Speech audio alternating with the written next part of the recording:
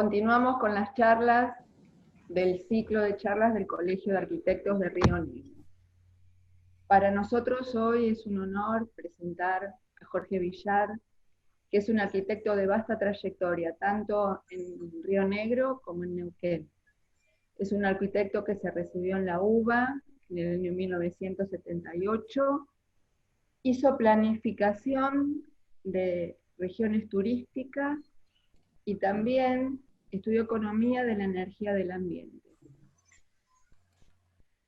Luego trabajó en la Secretaría de Vivienda y Urbanismo de la Nación y fue director del programa y proyectos del Instituto del IPPB, que para nosotros eso es muy importante y es la razón de nuestra charla de hoy, ya que no hay antecedentes o no hay algo que delimite todos los proyectos que se hicieron en la zona. Y él es un referente de eso.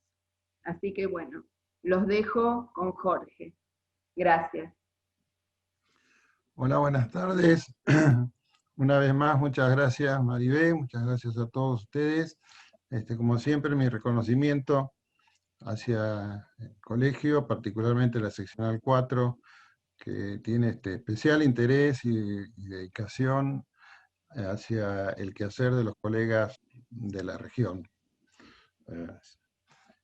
Creo que es un logro y probablemente sea una marca registrada. Respecto del tema que vamos a hablar o voy a tratar de desarrollar, vamos a hablar de algo particularmente curioso, porque son actividades, hechos, gestión, que ya tienen 40 años, pero que están presentes en el día de hoy, tanto la cuestión de la vivienda, del déficit habitacional, muy actual, y también las obras han dejado en aquellas localidades en que se hicieron una suerte de impronta.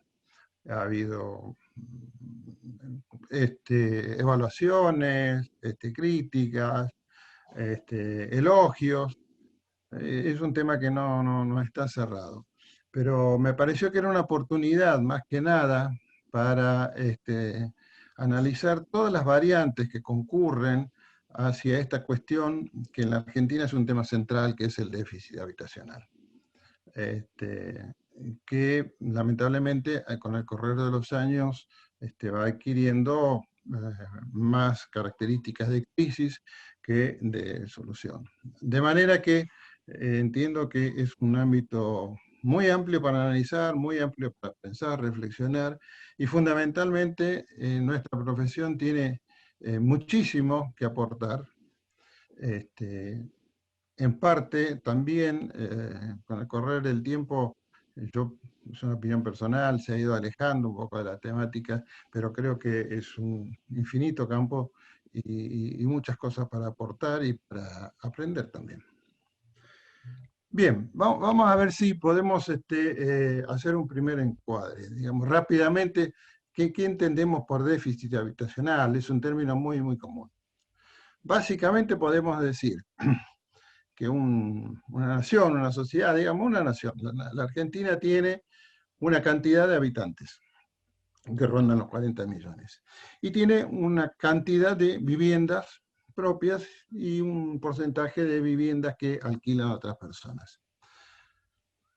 La información, básicamente, de la información básica de todo esto son los censos nacionales de población y vivienda que se realizan cada 10 años. Después hay ajustes intermedios y ya se entra más en detalle.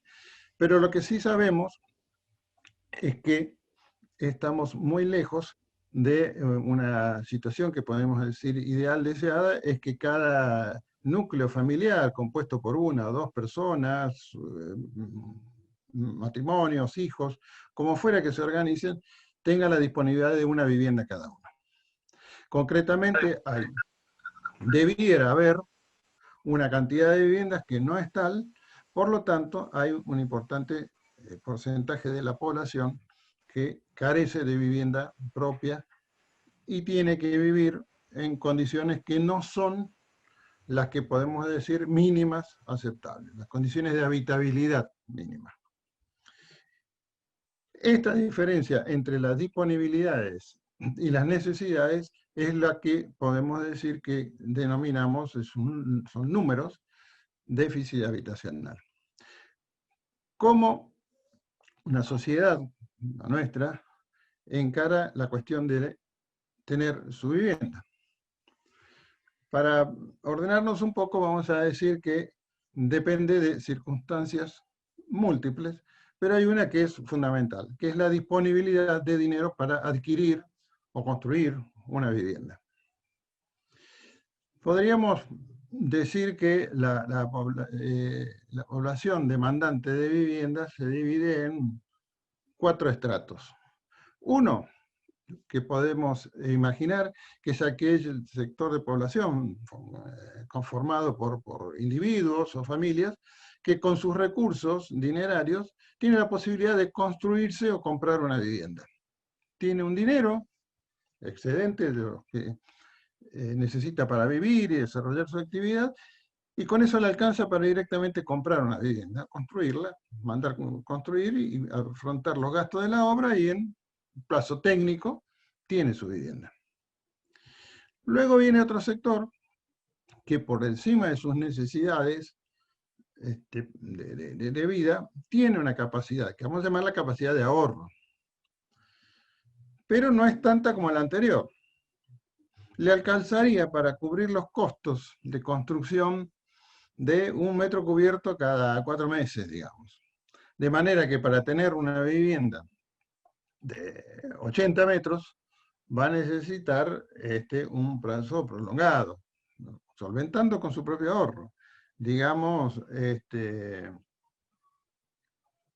32 meses, 3 años. Y así sucesivamente. En la medida que disminuye la capacidad de ahorro de ese grupo, o ese individuo, se extienden los plazos que necesitaría para construir su propia vivienda. Entonces, ¿cuál es la alternativa? Ir al crédito. ¿Qué es el crédito? Es un dinero que va a tomar prestado y lo va a devolver de acuerdo a su capacidad de pago, que sería esto, digamos, en 4, 5, 6 años, 10 años. De manera que se hace de ese dinero, obtiene su vivienda de inmediato, en plazo técnico de obra, y resolvió su problema. Y lo irá pagando en un determinado plazo. Así seguimos, y ya entramos en población, individuos que tienen una capacidad muy pequeña. Y para amortizar, ya sea la construcción propia o un crédito que tome, ya necesita 20, 25 años, 30 años. Pero siempre el esquema es ese, o lo hace con recursos o lo hace con un crédito. ¿Está? Este recurso es el sistema básico. Y el que no tiene capacidad de ahorro está más complicado, porque tampoco puede tomar créditos. ¿Está? ¿Cómo funciona esto en infinidad de países, entre ellos el nuestro? Volvemos. El primero, el que lo hace por su cuenta, no toma créditos. El segundo, el que tiene la capacidad de amortizar el monto de una vivienda, la que le venga bien, la que desee, en un plazo corto, digamos, de 5, 10 años, es atendido por una entidad que es un banco. Un banco, vamos a decir, un banco privado. ¿Qué es un banco? Más allá de todas la infinidad de cosas que podemos decir acerca de los bancos, la realidad es que es una entidad jurídica que toma dinero y presta. ¿Lo toma de quién? De los ahorristas, de otra gente del universo, de los que tienen dinero, lo llevan al banco, el banco se lo toma, acuerdan una fecha de restitución de ese monto, más un precio que es el equivalente a los que se conoce como los intereses. Es el rendimiento de ese dinero. Entonces el banco tomará plazos fijos, bono de inversión, cédulas hipotecarias, lo que fuere. y se pactan entre el banco y el ahorrista un plazo de devolución que normalmente va desde los 6 meses, un año, los 3, 4 años, años, con una tasa de interés, digamos, del 4% anual, indexable el capital, más o menos eso. ¿Qué hace el banco con esa plata? Le ofrece a un demandante para construirse su vivienda y se lo va a prestar a determinados plazos bastante parecidos a los que él toma en lo que se llama el mercado, con un interés no del 4, sino ya del 8 o 9. Esa diferencia es el beneficio del banco. Así funcionaría, digamos, no sé si soy claro, el sistema privado. ¿Hasta acá estamos de acuerdo? Seguimos con el estrato de menor capacidad, que digamos es aquel que necesita para devolver la plata, no 5 años, sino 10, 12. El mecanismo es el mismo. El banco toma plata y toda la plata que toma el banco empieza a ser el capital que tiene prestable. Y el mecanismo es el similar. Va a ofrecer, va a tratar de captar ahorristas, inversores, a mediano plazo, para poder prestar con un diferencial de tasa de interés que va a ser su beneficio.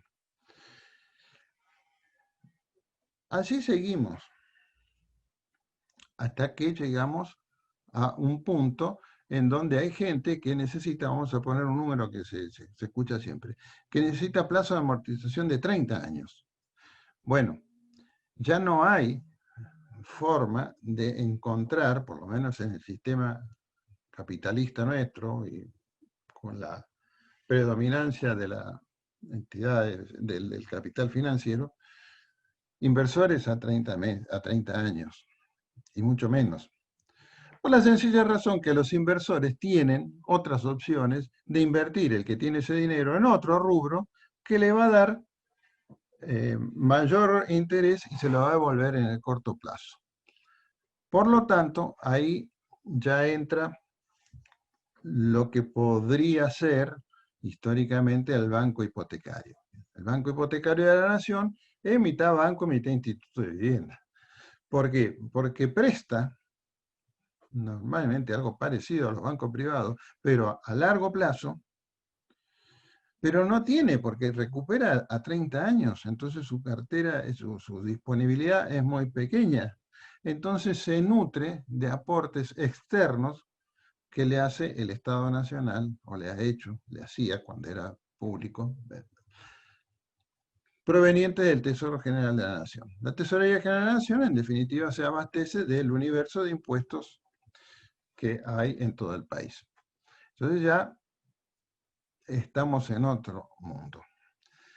Y después ahí para abajo ya viene directamente lo que nosotros conocemos como la atención de las viviendas sociales o de viviendas para las familias de escasos recursos, en donde ya no tiene la dinámica de la entidad bancaria, sino que es la que conocemos de acción directa, que es la que desarrollan los institutos de vivienda. Los institutos de vivienda normalmente ya se financian hace muchos años con programas nacionales. Prácticamente han desaparecido los programas provinciales, pero la dinámica es siempre la misma. Son aportes que reciben provenientes del universo impositivo, los construye, adjudica, que es una forma de, en realidad vende a los adjudicatarios, con todo un proceso muy particular de selección, y ese adjudicatario le va a devolver la plata a 30 años, con una tasa de interés menor que la de mercado, es lo que se llama la tasa subsidiada. Entonces, para redondear, fuimos del que lo hace con recursos propios, el que usa el préstamo proveniente de los inversores con el banco como intermediario, sea mediano o largo plazo, y ya, por último, todo aquel universo de personas que no pueden acceder a los préstamos bancarios. Bien.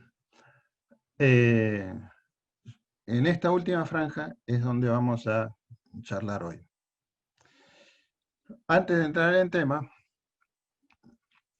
vamos a dar un pasito más. Ese dinero ya no es el proveniente de una cartera bancaria o de un capital bancario, sino que es lo que se denominan fondos. Un fondo, en definitiva, es una cuenta corriente que recibe dinero proveniente de la Tesorería General de la Nación, un impuesto específico, de última lo que viene de la Tesorería también son impuestos, pero el Estado toma decisiones en determinado momento de establecer un impuesto específico. ¿Qué quiere decir? Que hay sujetos obligados a pagar ese impuesto que van, ponen la plata en la DGI, pero automáticamente va a un destino específico. Por decir algo, alguna vez Hidronor se financió parte de sus obras, la del comienzo, con un impuesto específico. El Fondo Nacional de la Vivienda es eso, una cuenta corriente que se constituye con aportes. Bien, de manera que yo hice un relato acá muy cortito de la relación entre los individuos y cómo accede a la vivienda, poniendo ahí como enlace los mecanismos de financiación. Lo que quisiera anticipar, para que entendamos un poco el valor de las cosas que vamos a ir desarrollando, es que estas condiciones cambian.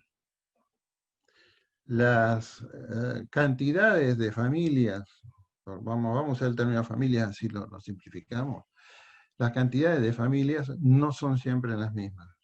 A través del tiempo son más, son menos, se mantienen igual. La realidad nuestra es que se incrementan. Por lo tanto, este término con el que arrancamos, que llamamos déficit, iría aumentando porque las cantidades de familias que no pueden acceder a la vivienda propia o que no tienen vivienda propia se incrementan. ¿Por qué se incrementan? Porque las posibilidades de acceder se achican, ya sea porque sus salarios medios son menores, y las posibilidades, las ofertas de vivienda son menores.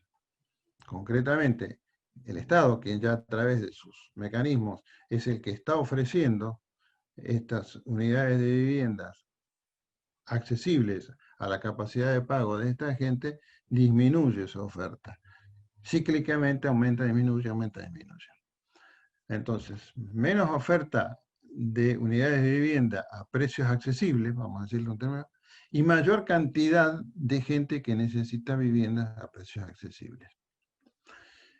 Esto lo digo para ir redondeando, ¿no?, para que pongamos ya y adoptemos una cuestión.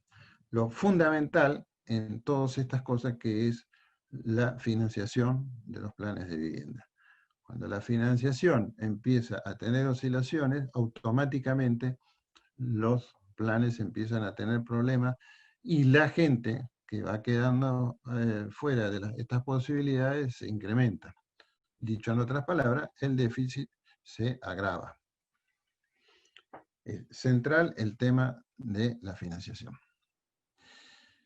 Bueno, ya estamos metidos en la franja de sectores de menores recursos. ¿Qué es lo que vamos a ver ahora? Este título que a mí se me ocurrió, Estación 1978-80. Es un periodo muy particular del Fondo Nacional de la Vivienda. Empieza en el mes de... podemos ir subiendo ya el Power, ¿no, Constanza? Pone la hoja 1, ahí está. A ver. Déjala ahí, por favor. Yo te digo, pues yo tengo acá una punta y vamos a hacerla. Básicamente le pido que recuerden, junio de 1977 y octubre de 1980. En junio de 1977 se sanciona la Ley Nacional 21.581, conocida como Ley Fonavi. Luego, en octubre del 80, otra ley que lo que hace es eliminar la fuente de financiamiento que tenía la anterior. Acá yo puse, provoca su herida de muerte. La siguiente, Constanza.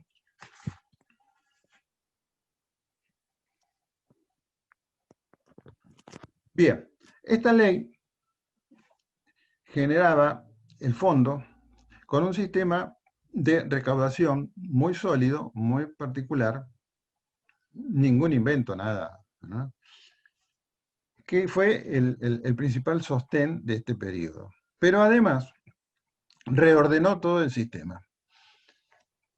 Reordenó el sistema porque no se limitó a establecer el fondo, sino que trajo a colación una cuestión central en todo esto. Nosotros debiéramos todos los profesionales tenerlo presente. Las viviendas que financia el Estado deben tener condiciones mínimas, que es lo que se llamaba las condiciones mínimas o normas mínimas de habitabilidad. Esto es superficies, niveles de terminación, relación con el entorno, todo lo que hace a esto que nosotros los arquitectos denominamos el mundo del diseño. No obstante eso, también esta ley, y directamente en el texto de la ley, impuso lo que llamó normas mínimas de diseño urbano y además algunos parámetros en cuanto a las condiciones o características de los terrenos en los cuales se iban a desarrollar los proyectos. También se ocupó de poner un énfasis en las cuestiones tecnológicas y también termina definiendo quiénes son los beneficiarios. Esto es lo que acá gentilmente me ha pasado Constanza a la otra hoja, que es lo que vamos a tratar de fijar, que son los 4 actores principales que define la ley.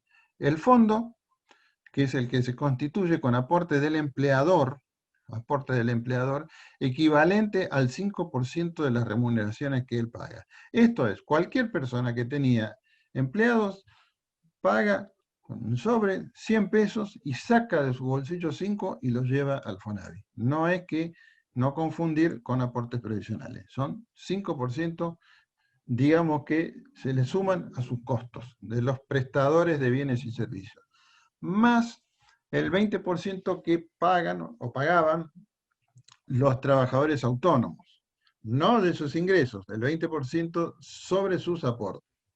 Después hay otros aportes menores. Esto significaba que todos los meses había una masa de dinero que iba a parar al fondo.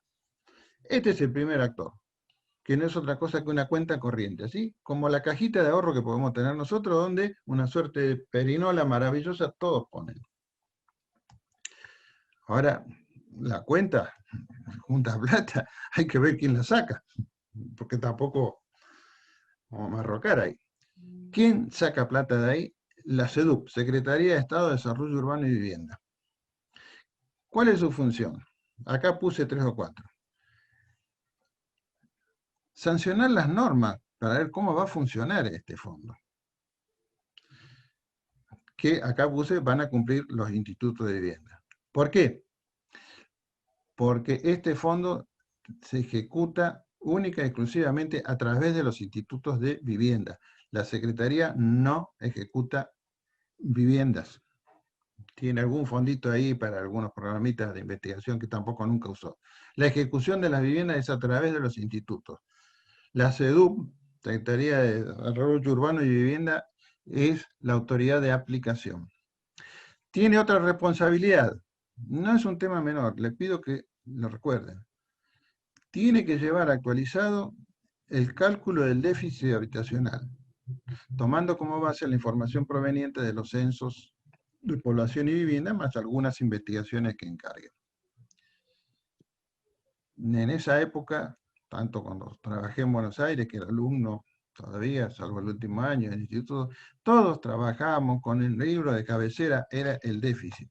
Y esa era la presa que debíamos cazar, tumbar al déficit. Disculpen que lo diga en estos términos tan campechanos, pero la verdad que es todo un tema, porque con el tiempo, dado las emergencias, se van perdiendo. Distribuye anualmente los cupos, como dije, es el que distribuye. También hubo un criterio federal, digamos que los cupos, para decirlo rápidamente, se distribuían por provincias, el cupo en plata, no en viviendas, en plata, en forma inversamente proporcional a la geografía de recaudación. La capital federal, en aquella época no era una ciudad autónoma, se llamaba capital federal, prácticamente no recibía dinero. Tenía su propio. Y la provincia de Buenos Aires tampoco, si bien ya tenía su peso por la población, no era de las que más recibía proporcionalmente a lo que aportaban, porque ahí están los aportes, en Rosario, Buenos Aires, Mendoza, por eso los empleos están, 60-70% están en ese cordón. Entre otras normas técnicas económicas, también fijaba los precios topes de las viviendas que iba a financiar, con lo cual ya los organismos ejecutores teníamos una referencia muy concreta. Distribuidos los cupos, los institutos elaboraban sus proyectos, sometían a una vuelta ya concreta en la Secretaría de Vivienda que aprobaba los institutos, aprobaba los proyectos y estaban disponibles los recursos. Pasamos a la otra, Constanza. Sí, Jorge, igual te iba a avisar, quedan 1 minuto y 20 más o menos de reunión. Si querés cortamos Bueno, acá. vamos a tratar de, se nos está yendo, pero bueno, veremos. ¿Seguimos? ¿Seguimos con el mismo link después? Perdón. En el mismo link. El Instituto de Planificación y Promoción de la Vivienda es el organismo ejecutor. Todas las provincias debían tener su IPPB, que arman su programación anual, aportan los terrenos, debían poner los terrenos, formulan los proyectos una vez que se han aprobado, ejecutar las obras y adjudicarlas a las familias. Y tenía después la responsabilidad de recuperar el dinero. Por último, las familias de recursos insuficientes son las que ya hemos hablado. Antes de cerrar esto, acá puse una, ya estamos en el mundo de la arquitectura, una cuestión muy particular. Los proyectistas de todos estos conjuntos jamás se reunían con el cliente. Los proyectos los hacíamos con otras palabras. Vamos a la siguiente.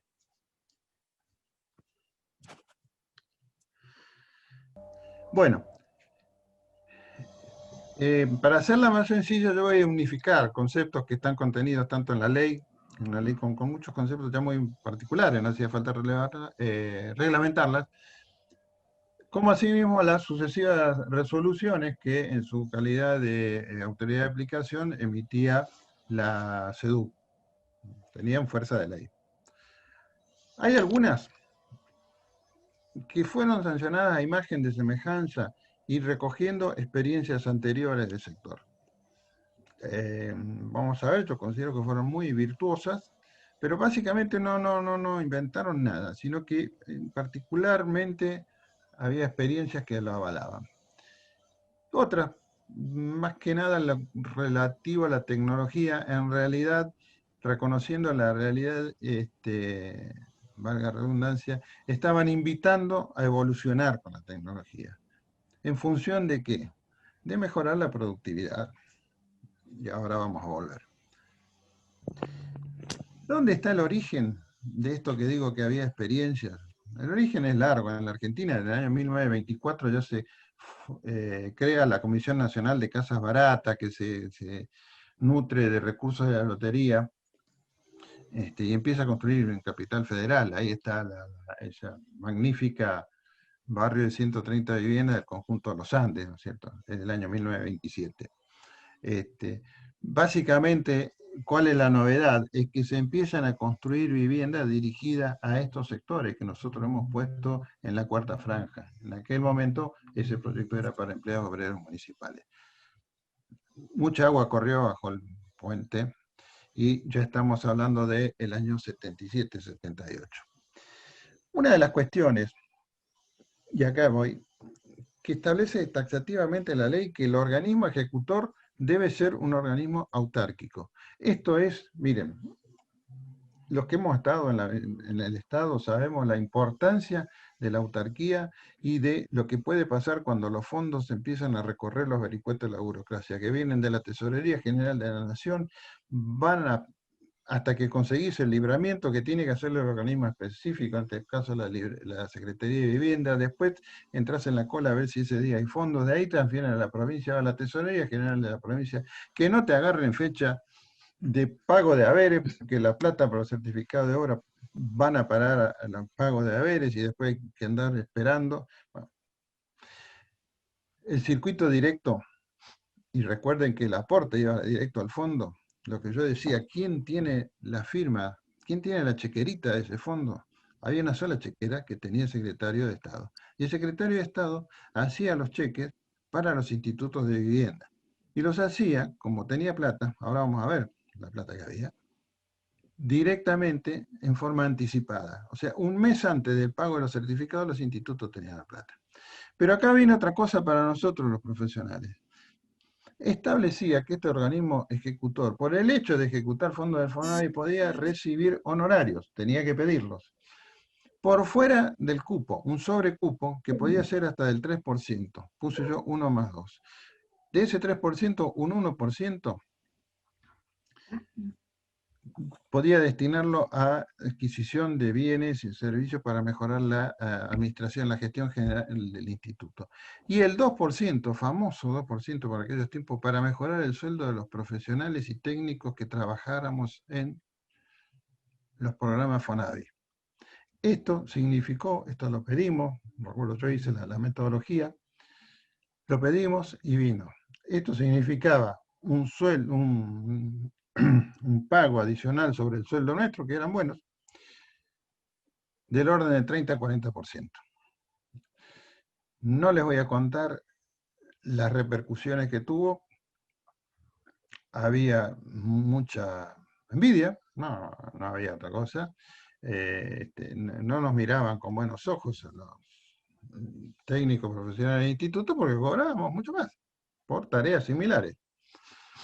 Lamentablemente esto fue muy corto porque pasó un tiempo y el secretario general del gremio estatal logró una audiencia con el gobernador de la provincia y fue a quejarse porque los empleados del instituto ganaban más que otros. En vez de ir a pedir que los otros ganaran igual que los del instituto, pidió más. Y el gobernador se hizo eco y ordenó que se eliminara el 2%. Más allá de lo que nos resultó contradictorio a nosotros, lo que quiero remarcar es que la ley del FONAVI también estaba pensando en que había que jerarquizar a quienes trabajaban en la administración de estos recursos y de alguna manera fomentar su capacitación y permanencia en el Estado. Porque este es el tema por el recurso, o sea, prestó atención al recurso humano, particularmente los técnicos profesionales. Bueno, esto fue una golondrina, pero yo cada vez que tengo la oportunidad lo menciono porque me pareció un hecho promisorio que lamentablemente la estrechez intelectual de algunos lo tiró para abajo. Pasemos a otro tema. La ley lo dice, los terrenos deben ser propiedad del instituto. Porque siempre ha habido historias, que el terreno después no se lograba la titularidad, que ping, que pum, y esto arrastraba a que no se podían constituir las hipotecas y en definitiva los adjudicatarios pasaban 20, 30 años con un papelito que decía tenencia precaria. Si el instituto tenía la titularidad, terminaba la obra, su día podía ser la entrega de títulos. Por supuesto constituida la hipoteca, pero el adjudicatario era titular. Bien, esto, insisto, para mí, por ahí pueden parecer irrelevantes, pero eran cuestiones que venían a recuperar lo mejor de experiencias anteriores y tratar de que no se cometieran errores. Respecto del diseño urbano, ya hablé recién del emplazamiento, que tenía que ser el instituto. Déjenme ver un segundito. Bueno, los diseños urbanos tenían que cumplir con las normas locales y las normas mínimas de diseño urbano. Se ponían énfasis, en realidad esas normas apuntaban a lograr un equilibrio en el uso de un recurso finito como era el suelo con infraestructura y tratar de racionalizar y aprovechar mejor la inversión. Eran más que nada planteados objetivos y algunas cuestiones en cuanto a las densidades óptimas. No eran taxativos, sino que básicamente ponían la atención a que el hecho de que fueran viviendas digamos, para familias de recursos insuficientes debían tener la misma atención que cualquier otro proyecto que andaba vuelto por ahí. Hacía mucho énfasis en la red vial, la tipología de edilicia, el tratamiento de los espacios exteriores, eso también, todas esas normas hablaban de esto. Respecto de las normas de diseño, también insistía la de diseño habitacional, insistía en que había que cumplir con las normas de construcción locales y las normas mínimas de habitabilidad. Las normas mínimas de habitabilidad son un instrumento fantástico, fantástico porque no queda librado al azar y además se está poniendo un piso. El hecho de que sean viviendas subsidiadas, viviendas en comodato, viviendas no pueden tener menor calidad que la vivienda que humanamente se requiere para que habite un grupo. Por lo tanto, estas normas sí eran muy específicas. Hablaba de superficie mínima, de acuerdo al tamaño por dormitorios, no podían tener menos que eso. Hablaba de niveles de terminación mínima que debían tener, niveles de artefactos y equipamientos mínimos que debían cumplir. También recogía y hacía propias normas que no eran obligatorias en la construcción, como las normas IRAM de acondicionamiento térmico, que ya venían de años atrás. Esas normas tienen una larga historia, inclusive tuvieron una primera inspiración en normas alemanas de los años 30. De manera que, además de la superficie, los niveles de terminación debieran tener el famoso coeficiente K y cuidar el plano de condensación. Todo esto que hoy puede sonar casi como música cuando empezamos a hablar de sustentabilidad y todas estas cosas, ¿no? Las toma la normativa de la Secretaría en los años 78. Estas normas habían empezado a tener vigencia en unos programas que había hecho el Estado Nacional con créditos del BID en el año 68. Así que fíjense que también el Departamento de Construcciones del INTI tenía muchos trabajos de investigación, el túnel de viento, el tema de asoleamiento. Pues yo debo tener por ahí algunos manuales para cada zona del país, cuál es el asoleamiento óptimo, de manera que las viviendas tuvieran el máximo de luz natural, solar, ventilación cruzada. Todas estas cosas debían cumplir las obras FONAVI bajo esta ley. Ya vamos a volver con esto y vamos a ver qué pasó. Las obras debieran ser, también se recomendaba que fueran en plazos muy cortos. Acá hago una última acotación. Recuerdan que hablé yo de que la Secretaría establecía precios topes, o sea que no se podía gastar más que eso por unidad de vivienda, de acuerdo a la categoría, la zona, había coeficientes sociales, todo esto. Pero también no podían estar por debajo de estas normas mínimas de habitabilidad. Con lo cual estábamos más o menos garantizando algún tipo de vivienda. Bastante equivalente hoy por hoy, les diría, a lo que son los conjuntos Procrear, más o menos, para que tengan una idea, para que nos vayamos fijando de qué estamos hablando. Pero esto era función a estas normas. Inclusive este sistema de precio tope y mínimo, norma mínima de utilidad dio lugar a un sistema de licitación que era de proyecto y precio único. Se ponía un precio único y las empresas ofrecían un proyecto que elaboraban sus áreas técnicas. el sistema de ponderación estaba fundamentalmente evaluaba y premiaba los incrementos de superficie, que era el tema crítico. Pasamos a la otra, Constanza.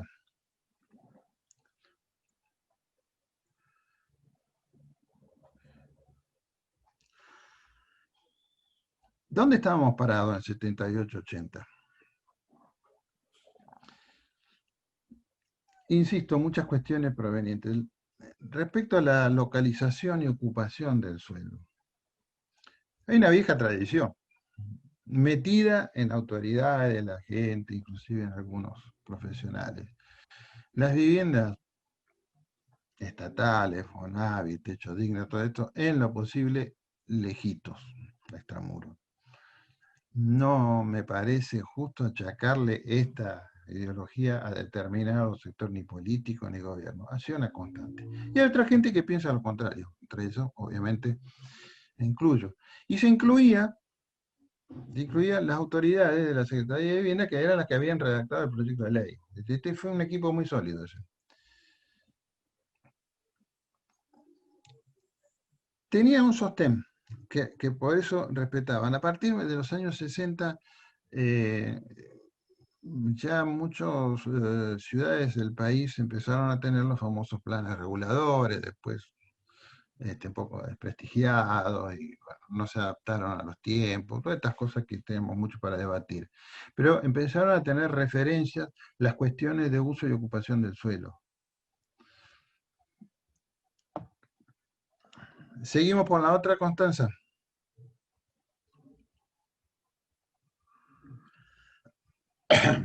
Para terminar, antes de pasar con el tema de los terrenos, ya traducido en cosas concretas. Las normas de diseño urbanísticos hablaban y decían que los terrenos debían tender a ubicarse en las áreas vacantes, en los terrenos vacantes de las áreas urbanas consolidadas, el famoso relleno de los espacios. En su defecto, colindantes de las áreas consolidadas. Y las áreas consolidadas eran las que estaban constructivamente consolidadas, valga la redundancia, y que además tenían que tener la factibilidad de servicios públicos. Las redes internas de los conjuntos estaban dentro de la financiación. Lo que no había era obras en anexo. Así que había que tener para cada uno de los proyectos la factibilidad de conectarse. Si no, la Secretaría no lo aprobaba. Y si había planes reguladores u organismos locales, municipales, debiera estar refrendado la implantación y el proyecto, lo mismo que el uso del suelo. O sea que, y en esto fue muy... no renunció nunca la Secretaría a esta cuestión, hasta que renunció. Pero fue una decisión política que la superó. Pero los proyectos que no estaban ubicados dentro de las áreas urbanas consolidadas, no te lo aprobaban, y a empezar de nuevo, y si no tenía la titularidad, no te lo aprobaban. O sea que el tema de la implantación y las intensidades de uso del suelo era excluyente. Lo cual yo creo que fue una de las cuestiones más virtuosas. Después, cuando recorramos los proyectos nuestros de la provincia, van a ver cómo anduvimos muy bien con eso. Había un consenso en este criterio de usar los terrenos dentro de las plantas urbanas, de rellenar espacios, de ser colindantes, de cierto tipo de diseño que eran los típicos monobloc de planta baja y 2 pisos, que además tenían otras virtudes, tales como su costo por unidad era menor, porque se compartían las losas, se compartía la piel exterior en relación a la superficie útil, un único cubierta, la posibilidad de jugar, esto ya estamos hablando de proyectos, de jugar con las mejores orientaciones, de tener la ventilación cruzada. Todo esto, que además había muchísima experiencia proveniente básicamente de Europa, y ya de muchos años. En realidad, esta ideología, digamos, urbanística, de diseño, arranca prácticamente en los 30 con el nacimiento del movimiento moderno, que también atiende a cuestiones de la salud y además prescinde de toda aquella cuestión que sea de tipo ornamental, digamos, que no sea útil. Insisto con la fecha, en el año 27 se inicia el conjunto Los Andes de nuestro Vasco Beretervide, que junto con Vladimir Acosta y otros generaron obras muy buenas y que quedaron registradas. Vayan al libro 500 de concursos que hizo el de tapa amarilla que hizo una vez la Sociedad Central de Arquitectos, un bodoque de 800 páginas, ahí van a encontrar unos ejemplos fantásticos. Y el barrio Los Andes, le aconsejo el que tenga ganas, google barrio Los Andes en Chacarita. Hay unas fotos hermosas. Bien, otro barrio similar a este, pero ya más rígido, es el famoso barrio Grafa, que ese ya es del año 48 que hizo el Banco Hipotecario Nacional. Se llama Grafa porque estaba al lado de la fábrica Grafa, no era para los obreros, era abierta. Pasamos a la otra, Constanza.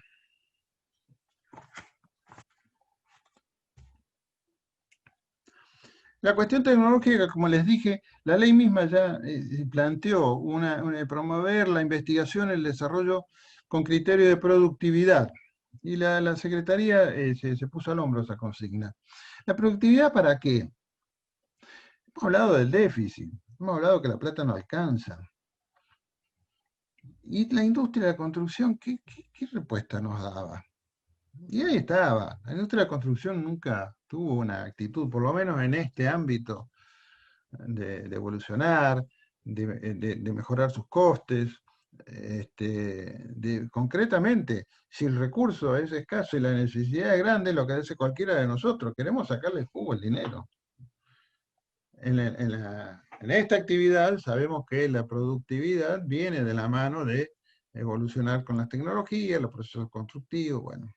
En realidad, por eso digo que lo que la ley imponía, había normas, por supuesto, por todos lados, pero era una invitación a eso. De hecho, también por fuera del cupo, prevía un dinero que a pedido del instituto para hacer algún programa de investigación.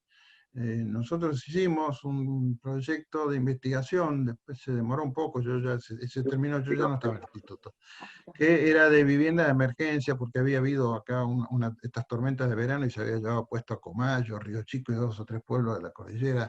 Hicimos un proyecto también de investigación.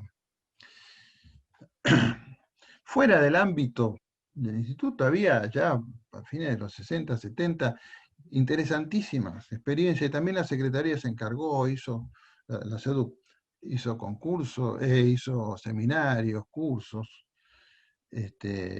invitó mucho, le dio mucho apoyo al noreste, con el tema de la construcción en madera, con parques nacionales.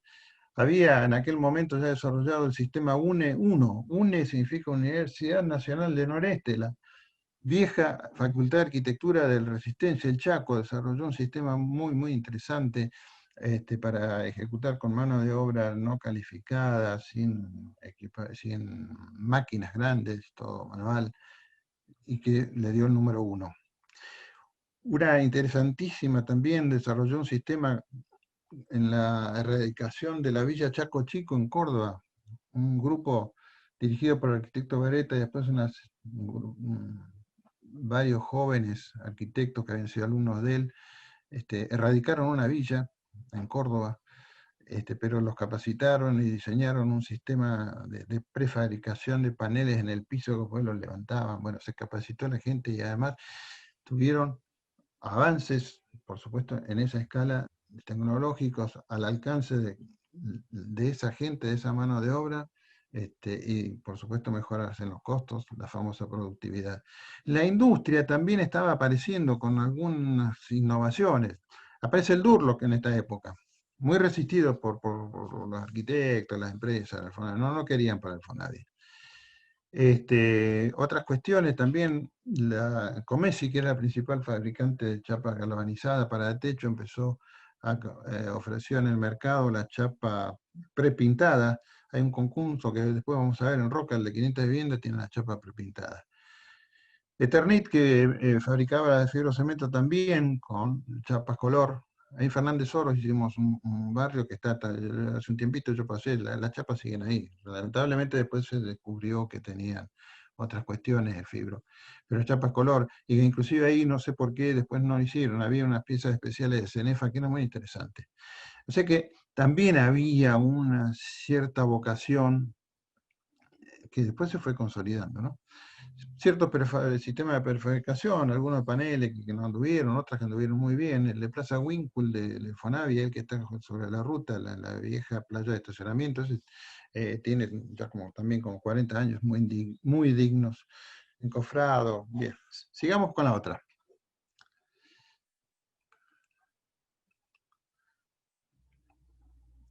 Bueno, esto se está poniendo interesante.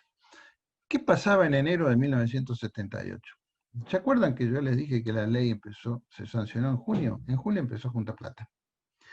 Todo este relato que yo les hice de norma, qué sé yo, no tenían su correlato en los institutos provinciales de vivienda. Había otra lógica, no eran autárquicos, a veces no existía el instituto.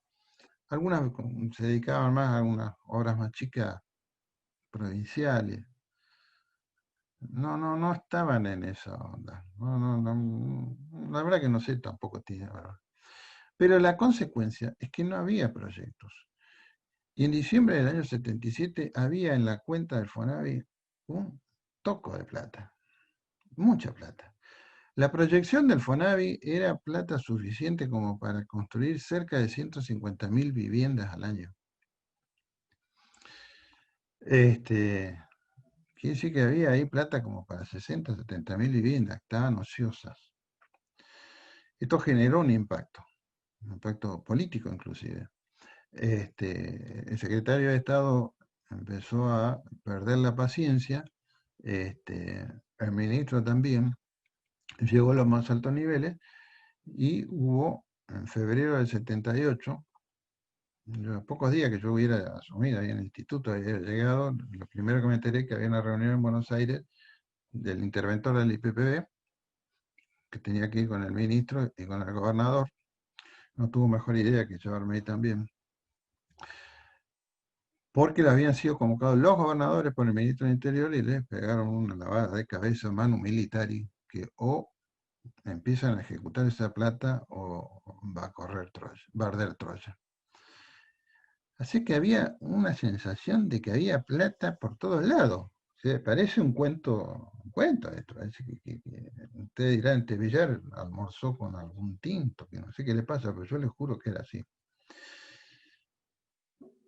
Esto lo cuento, por ese entonces yo trabajaba en este tema en la Secretaría de Vivienda. Como bien dijo Maribé, yo empecé a trabajar en el 74, siendo alumno. Estuve 3 años trabajando en la Dirección Nacional de Desarrollo Urbano, de otras cosas intensísimas. Tuvimos que estudiar sobre la marcha la factibilidad de implantación justamente de cientos de proyectos que estaban demorados en el banco hipotecario y que un buen día apareció plata porque el banco también se nutría de aportes del Tesoro y bueno, el primer tema fue ese. Lo que pasa es que el secretario de Vivienda simultáneamente era presidente del banco, por eso había una relación bastante cercana con la Secretaría de Vivienda, que además era muy chica, éramos 60. Así que estuve 3 años en la trinchera de desarrollo urbano. Tuve una maestra, además de compañera, jefe, que fue la arquitecta María Rodulfo. En fin del 77 me recibí, en el 76 me recibí. Y al principio del 77 pasé, ya recibido, a trabajar en la Dirección Nacional de Políticas Habitacionales, de la misma Secretaría. Con lo cual estuve en el grupo que trabajó cuando se redactó la ley y después las primeras resoluciones. Lo cual, por esa circunstancia de la vida, me transformó en un recientemente recibido arquitecto, tenía 29 años. Me sentía absolutamente seguro, porque además se me metió, siempre me gustó, me quedó, inclusive los últimos años de la facultad incursioné mucho en estas cosas, cuando había que presentar proyectos, así que me resultaba realmente cotidiano, seguro, por supuesto con muchas cosas para aprender, y apareció esta posibilidad. En realidad fue por un aviso en el diario. Igual yo lo había conocido un par de veces ahí en la secretaría al interventor, al Carlos Diamante, pidiendo a profesionales. Bueno, lo llamé por teléfono, le pregunté si el hecho de que trabajara en la secretaría era una condición excluyente. Me dijo que no. Bien lo Diamante, me dijo, igual lo voy a pensar mucho, ¿no? Quienes lo conocieron a Flaco saben que de ninguna manera iba a decir, me interesa que venga. No, no, no. Pero bueno, finalmente en enero del 78 me convocaron y me fui a Vietnam. Estuvimos 2 o 3 días trabajando encerrado y diseñamos, porque a mí no quedaba tiempo, la consigna era clara. Usted venga, lo felicito por todo lo que sabe, pero hay que implementar proyectos para ejecutar el cupo. El IPPB no tenía proyectos FONAVI, inclusive estuve revisando, hacía 2 o 3 años que no entregaba vivienda FONAVI, no terminaba, no. Tenía otra lógica, tenía unos proyectos provinciales con administración, tenía empleados propios, ley propia de los obreros, era otra lógica.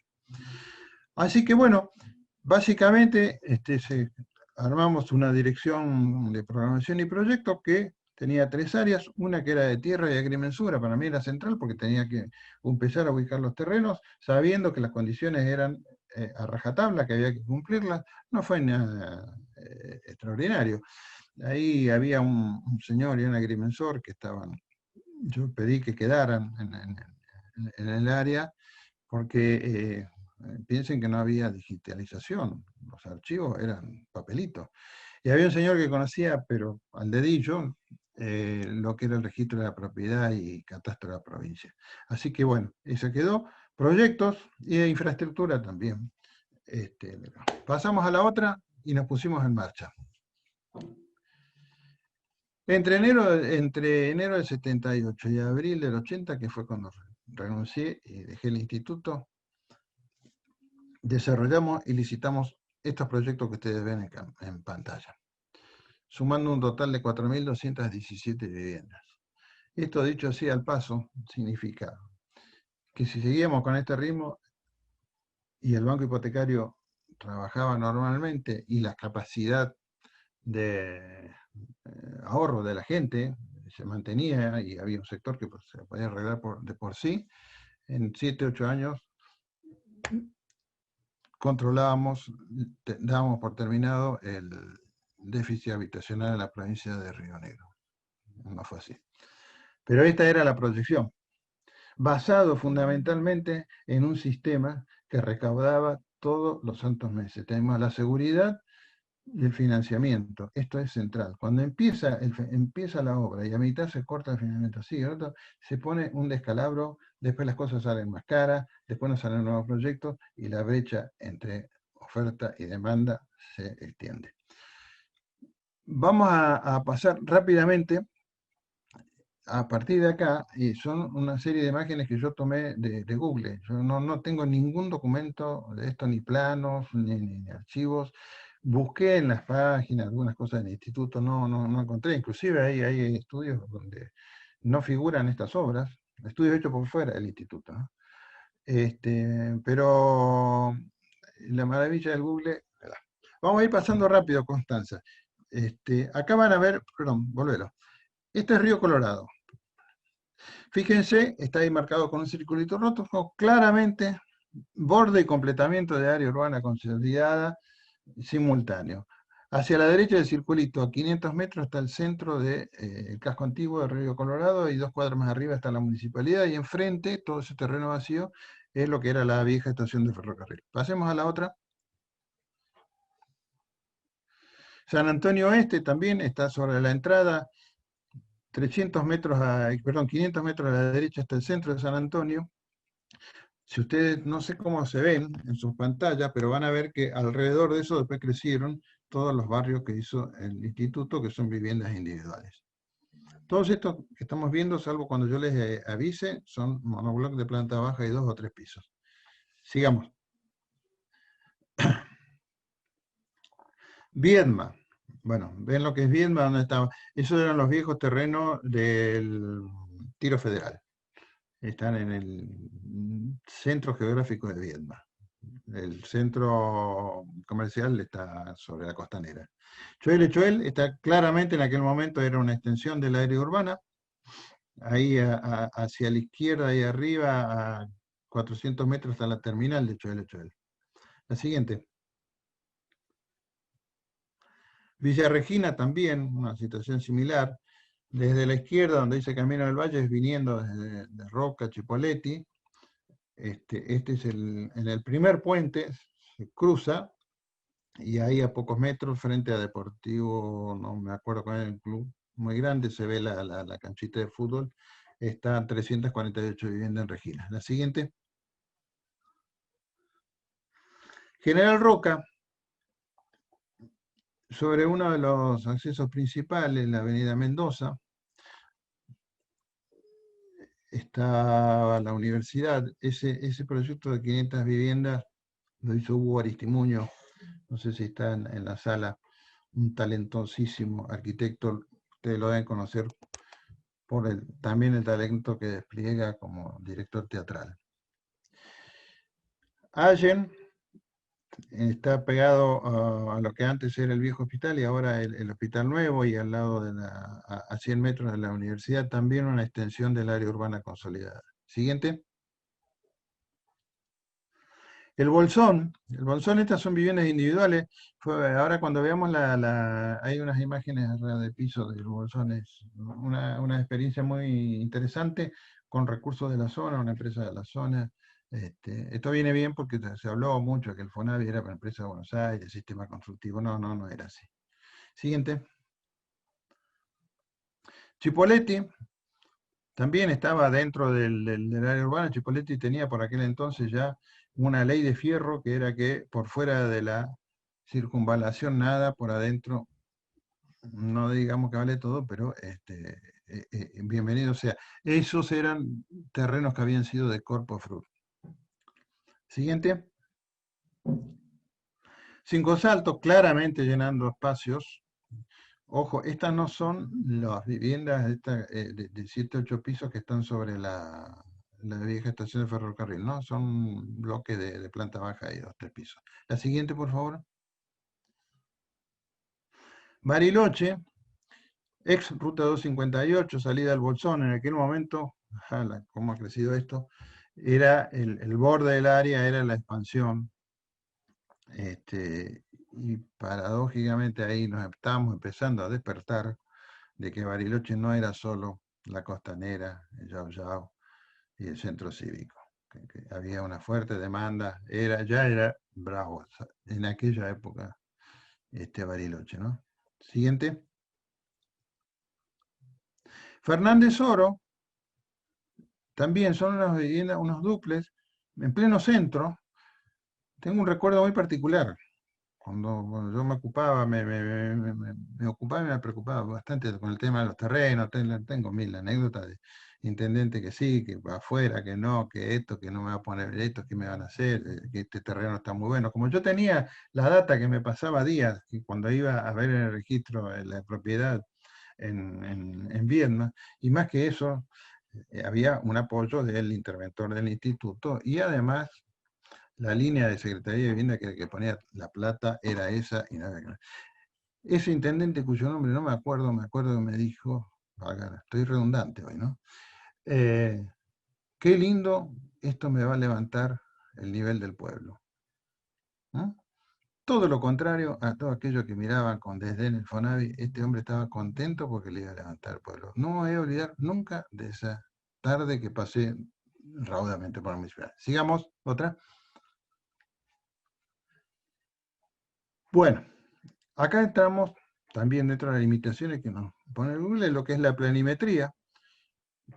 Y ese también, tipología urbanística, los monoblocks, estaba muy calzado un terreno largo, pero también, como ustedes podrán ver, hay un frente sobre la fachada principal de la avenida San Martín, variable, con cierto movimiento, de entrada, salida, y esta especie de patio anú, de escala muy inmediata, y el contrafrente, ustedes van a ver que ven que hay una especie de U más abierta, que normalmente ahí lo que se pretendía era que hubiera algún equipamiento o un lugar de encuentro a escala más importante.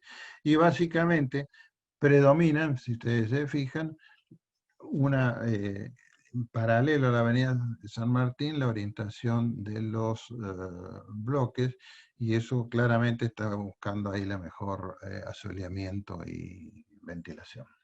Estamos en la planta de Choel. Hay 2 o 3 proyectos que además de director los hice yo, porque teníamos un problema de personal. Este fue uno de ellos. El de Allen, el Río Colorado. Coincidió Allen y Choel, que eran terrenos de borde, una trama más extendida. Pero siempre la búsqueda era medio religiosa, ¿no? Las condiciones de iluminación, ventilación y tratar de generar espacios abiertos, exteriores, comunes, de calidad. Después vamos a hablar de las cosas que yo creo que quedaron en el tintero, que debiéramos haber hecho más énfasis, bueno, pero del déficit hablamos al final, nunca está de más hacerlo, pero vamos a ser cortos y quedará para ustedes la visión crítica de esto. Seguimos, por favor. Este es roca. ¿Se acuerdan que les decía la chapa galvanizada, prepintada? Esto tiene 40 años, ¿eh? Y fíjense que las chapas están intactas, las cubiertas de techo están intactas. Este fue el que hizo Hugo Aristimuño, un arquitecto realmente notable. En todos los casos me olvidé de decirles, las que hemos visto hasta ahora, que en los terrenos tratábamos, como parte del diseño urbanístico, de no romper con la trama vial, y para decirlo en términos de hoy en día, tratar de mantener las supermanzanas, de manera de que no fueran arrasados por la trama vial. En ese sentido, también creo que fueron aciertos los tipos de proyectos. Para eso, inclusive, fíjense que nos retiramos mucho de la línea municipal. Bueno, todas estas cosas. También es cierto, era otra la realidad socioeconómica. Habían parámetros de que se estimaba un auto cada 2 o 3 unidades habitacionales. Nadie imaginaba que en la Argentina íbamos a tener 2 autos por unidad habitacional. Esto se padece con el tiempo, ¿no? Pero bueno, eso, así eran las cosas. La siguiente, por favor. Bueno, la de Allen la verán que es muy parecida a la de Choel. La siguiente. De Chipolletti, también más o menos, un poco más compacta. Esta tenía un poco... Eran densidades del orden de 300 350 habitantes por hectárea. Esto era medio la gran referencia. Esto era la expresión numérica de lo que se buscaba mucho, que era el aprovechamiento racional de la infraestructura, del recurso finito que era el suelo. Desde ya en Fonavi ni se acercaban los edificios entre medianeras, no tenía lugar. No se concebía intelectualmente lo que era un dormitorio, un living, iluminando y ventilando un patio de aire y luz, o un edificio entre medianeras donde tenía una orientación sur, digamos, que en general son que no veían el sol nunca.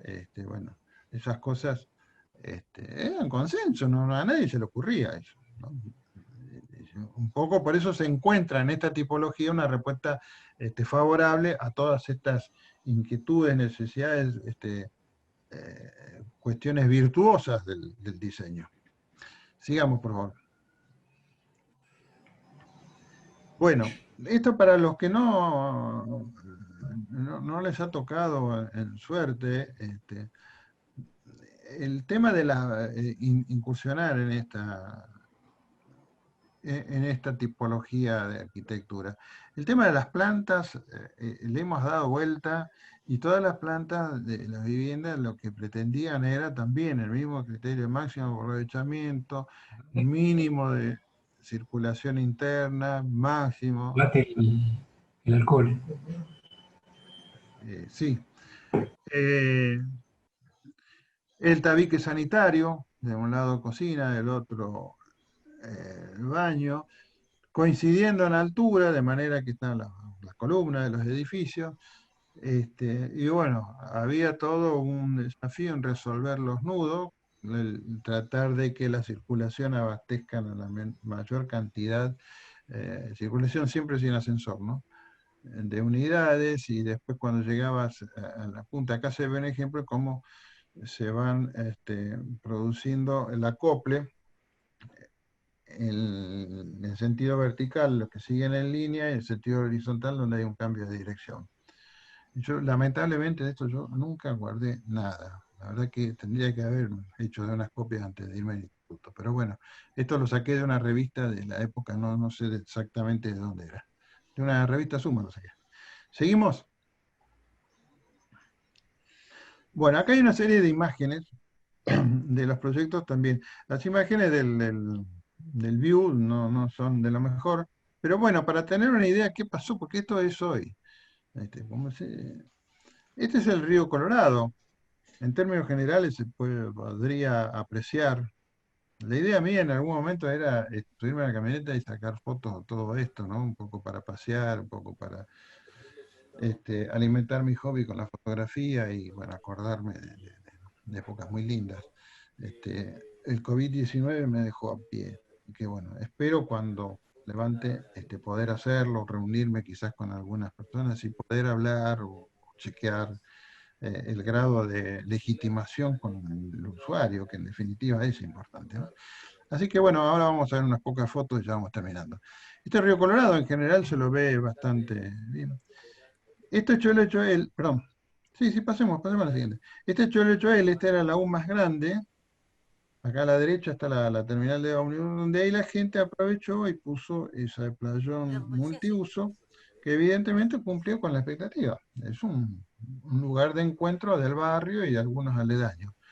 Lo que sí, vamos a ver, y que la verdad que desluce bastante, y es una pena, es la falta de tratamiento de veredas, espacios comunes. Es decir, ahí donde realmente está bien, el instituto dejó, no se preocupa, los proyectos no llegamos a ese nivel, es el gran déficit, uno de los déficits que yo reconozco, pero bueno, tampoco nadie se hizo cargo.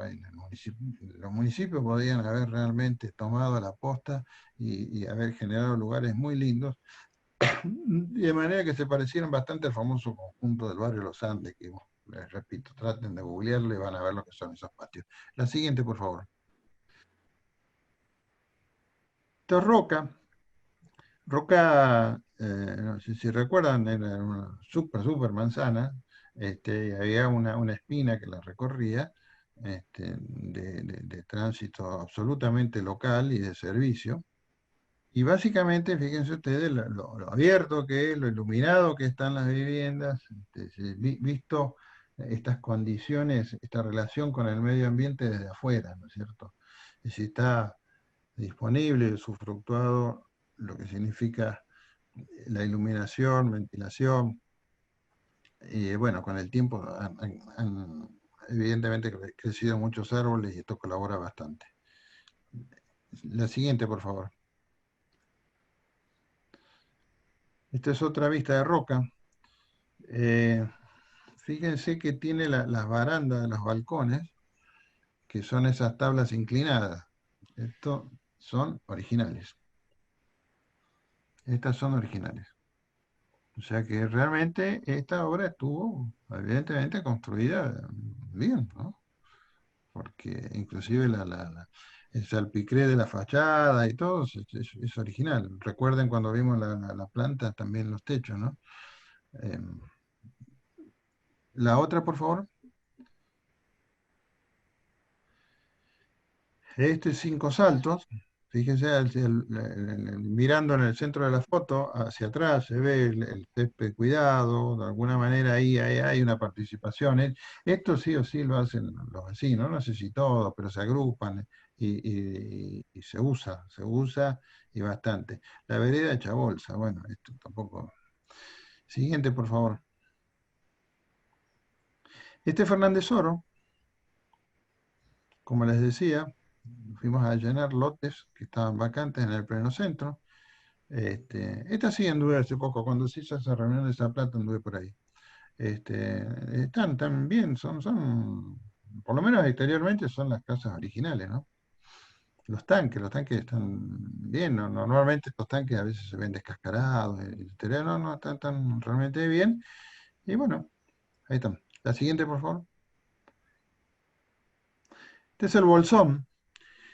No sé si se ve bien en la cosa. Fíjense que son a la derecha. Son paneles de madera de ciprés. Esto lo hizo una empresa que yo no sé si estará todavía, se llama Los Repollos.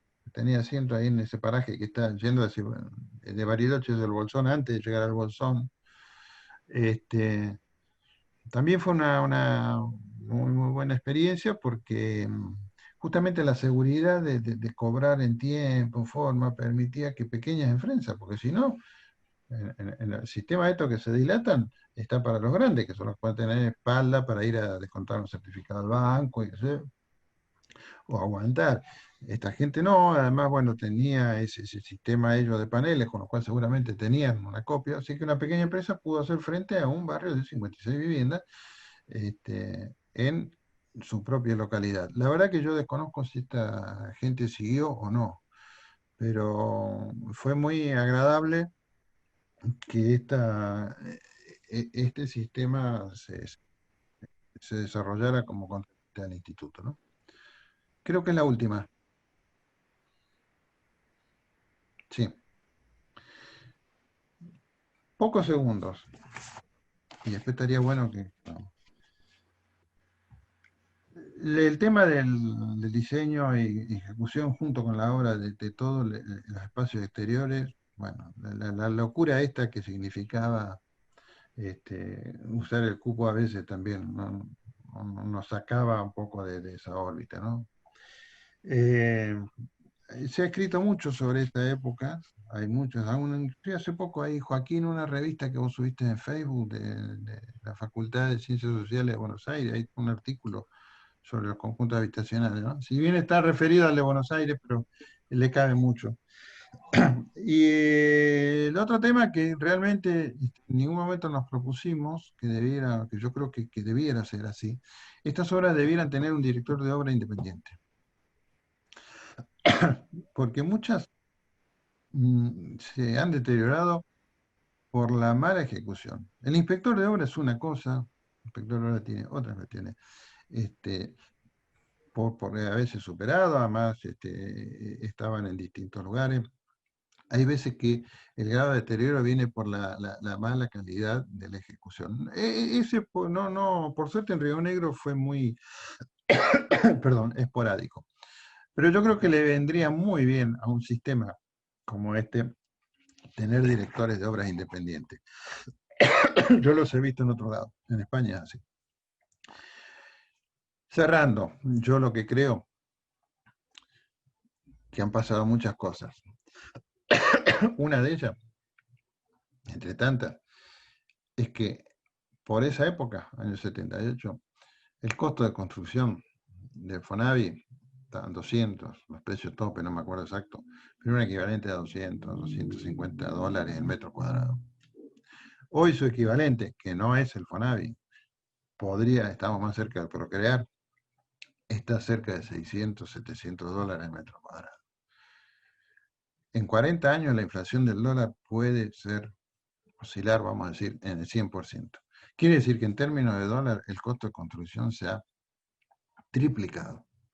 Entonces cuando se hablaba de productividad, justamente se estaba hablando de esto, de que la industria avance y reduzca los costos. Reduzca porque los recursos son escasos y las necesidades son enormes. En este sentido, hemos ido para atrás y bueno, el déficit se incrementa. Y el otro tema es que me parece que cualquier política de vivienda tiene que tener imágenes y semejanzas de esto. Yo no digo que esto fuera, pero tiene que ser un sistema cerrado. No pueden haber cabos sueltos. Tiene que estar la financiación, tiene que estar la organización del Estado. Es el Estado. Préstamos a 30 años para la gente sin recursos. Tiene que ser un organismo estatal el que lo administre en forma directa. No se puede largar al mercado. Tiene que ser administrado por el Estado, tiene que tener una financiación constante, segura.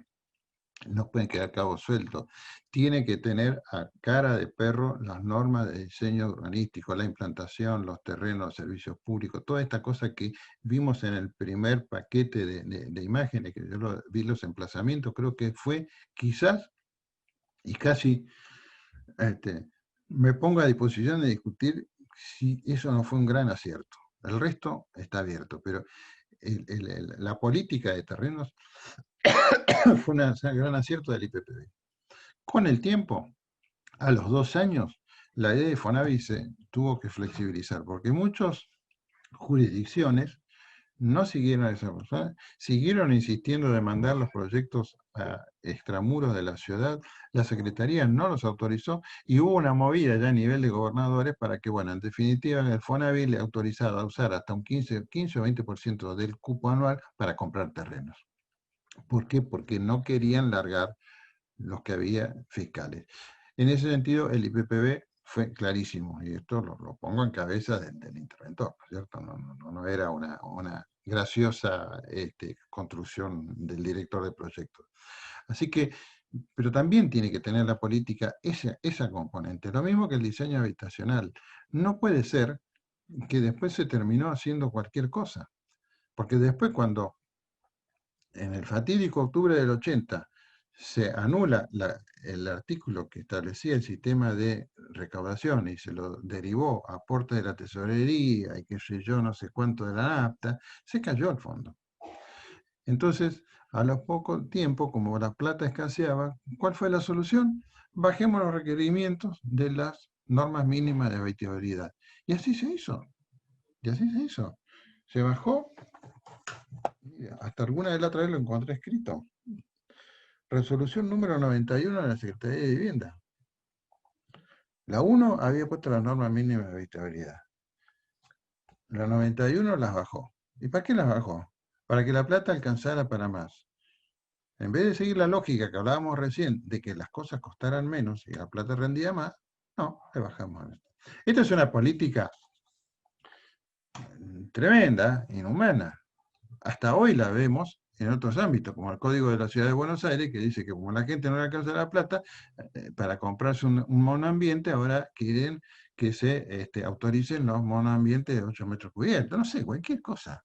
Ya, ahí ya hay cuestiones de convicciones personales, ¿no es cierto? Es decir, esta ley lo que apuntaba justamente era a garantizar el piso y en la medida de lo posible mejorarlo. Estas cosas creo que merecen discusión, hay quien las comparta, hay quien no las comparta, pero al déficit no se lo va a combatir bajando niveles y mirando para el costado. Hay cosas de fondo que tomar. Y por último, respecto de lo que hoy nos ocupa, que es las usurpaciones, ya también se ha instalado. Justamente el domingo vi en un comentario del Río Negro, en el editorial de la Semana Política, donde el periodista dice que hay una investigadora que asegura que en realidad lo que hay que conseguir son terrenos porque la gente se las arregla todas por sí. No le harán algunos. La gente no alcanza. Salvo que aceptemos que, bueno, ya con el terreno se den por conformes. No es eso, por lo menos lo que yo pienso. El objetivo tiene que ser vivienda, como vivimos todos nosotros. Así que para esto hay que tener un sistema muy cerradito e, insisto, sin cabos sueltos. Maribé, Oscar, una vez más, Constanza, muchísimas gracias. Saben que los aprecio mucho, los respeto mucho, nos vamos a seguir viendo, y bienvenidos con esta iniciativa de poner con lo que tienen al alcance la actividad de los arquitectos de la región. Bueno, muchas gracias a vos y no sé si alguno quiere hacerte alguna consulta, Jorge. Sí, sí. ¿Hay alguna consulta? Parece que no. Yo quisiera dar un agradecimiento a la participación de Jorge Villar y su experiencia, porque realmente son datos que se pierden en el tiempo. Lo más complejo es que no hay registros fidedignos y mucho menos de primera mano. La cuestión de que fue hecho en una época en que al pasar a otra época la documentación se perdió o se desestimó, hace que sea complejo indagar en los orígenes de estos grandes conjuntos habitacionales que hoy tenemos, ¿no? Bueno, muchísimas gracias, Jorge, por tu participación, ¿no? Muy amable. Gracias a ustedes. Bueno, gracias y les aviso que vamos a tener grabado todas estas charlas en el canal de YouTube del colegio, de la página del colegio. Así todos lo pueden volver a ver y ver las otras charlas que ya hicimos. Bueno, muchas gracias. Adiós. Adiós. Muy bueno. La verdad.